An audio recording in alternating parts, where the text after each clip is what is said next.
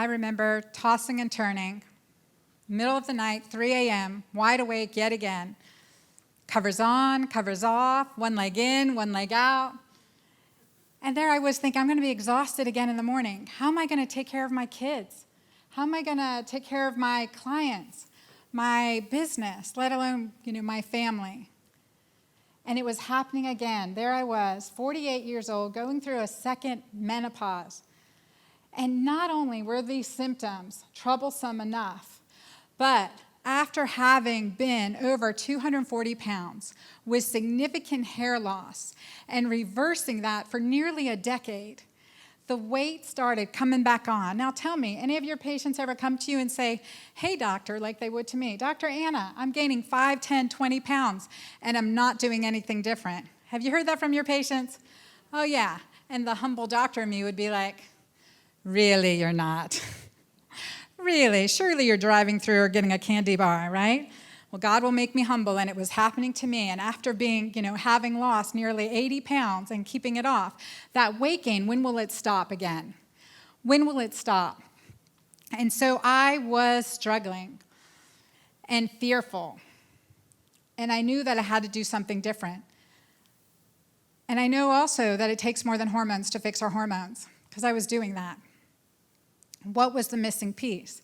Well, there's this period of neuroendocrine vulnerability, I'll call it, when our progesterone's declining, our estrogen's declining, testosterone DHEA is declining, oxytocin's declining.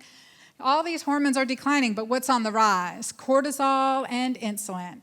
And if that's not enough to stress us out, all the life changes. This transition time of perimenopause is enough to stress us out too.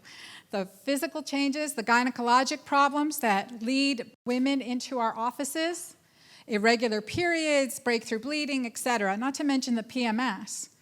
And something I always tell my clients, well, if you only hate your husband 2 weeks out of the month, it's probably your hormones, not your husband necessarily, right? So there's a lot going on here. There's the hormonal issues, but there's the neurologic issues. And that's the anxiety symptoms, the depression, the sleeplessness, the wide awake at 3 a.m., the crashing fatigue, the brain fog, the memory loss, the poor decision making.